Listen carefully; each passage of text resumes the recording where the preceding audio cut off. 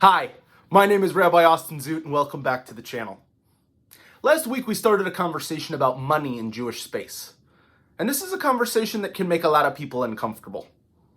Throughout the ages, anti-Semitism has centered around this idea that Jews have some kind of unhealthy relationship with money.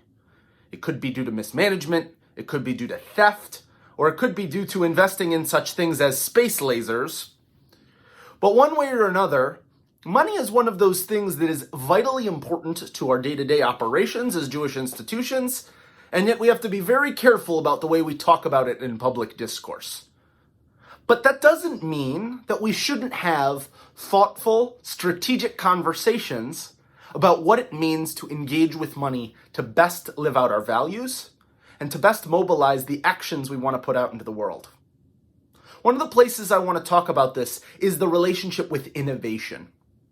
Financial support is essential to the process of innovation. Taking a step toward creating something new, toward being creative, requires a level of investment and risk that most places are a little averse to. You don't want to put a lot of money into a venture that you're not ironclad positive is going to be successful, because money is so hard to come by, you don't want to go flushing it away. And yet, if we're not willing to invest in the new age of Jewish institutions and the new age of what religion can be, then we're going to get stuck in the old age with no lifeboat to get us to the next chapter. And so, throughout the world, there are sort of two opposite poles that are contradicting one another. Option one is to invest in the old school models of synagogue life and Jewish community centers. This is investing in things like buildings, which are helpful, which are digging roots into the community, but also which are inflexible and don't allow us to adapt and be lots of different places at once. On the other side, we have a lot of creative and innovative opportunities where we invest in things like going out in the community and having Torah study at coffee shops and having activities that are out and about and meeting people where they are. Both of these are fascinating, beautiful, and meaningful ways of engaging with Judaism. And I want to emphasize both, because one of my big criticisms of what we're doing in the Jewish innovation space is that we're dumping lots of money and lots of energy into new and creative things where we're losing track of the end goal.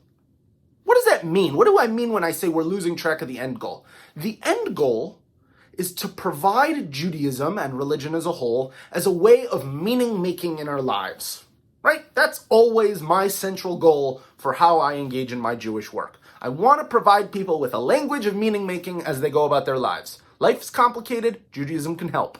That's my catchphrase, right? Well, when we meet people where they are, we have the opportunity to show them that Judaism can be valuable to them. But what do we do with them once we've shown them that? How do we bring them to someplace new so that they don't just dwell in their context, but actually get to use and practice the skills and the values that we're delivering to them? What we wind up with is a two-sided approach. We get to bring two different values from two different directions and bring them together to create one form of Judaism that is thriving. We need both the breadth and the depth.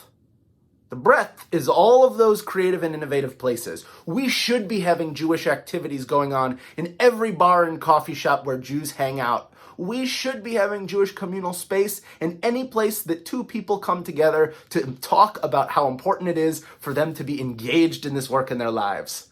We read in our Talmud that any place that two Jews come together to study or learn or grow together, God dwells between them. And if God is dwelling between them, we should be there to support. That's a beautiful thing. But we also need the depth of congregational life, of community structure. What happens when these people encounter the birth of a new child, the need to have a marriage or a wedding, the opportunity to come together to celebrate all of life's milestones, the need for support during grief? Those are things that are best done in institutional settings, with community around us, with the opportunity to feel supported and nurtured. Where better to do that than in a congregation? We've been practicing those skills for hundreds of years, for thousands of years.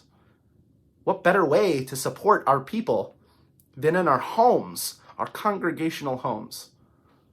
And so it is a difficult thing to do anything of both, right? That's a weird sentence, but it's an important sentence. It's hard to do two things well. It's hard to be creative, and it's hard to dig down deep for our roots. It's hard to be mobile and flexible, and yet also stand tall on our foundations. But it is exactly that difficulty that is our task. And it is exactly embracing that struggle and that opportunity that's going to lead us to say, here we are, serving in need, being with people, lifting them up. I want to hear from you. What are some of the ways that we can take the best of congregational models and invest heavily in? Those are the things we need. Where are the places where a little bit of creativity and innovation can push our envelope forward and make us more accessible, more meaningful, and more available to people? I want you to add comments below. I want you to like and subscribe so that you can continue in this conversation, because we have a lot of work to do to make sure that Judaism is resistant and resilient and marching towards a future that we need meaning making now more than ever, if only we're able to do it in a way that makes sense with the context in which we live. Thank you so much, and I'll see you next week.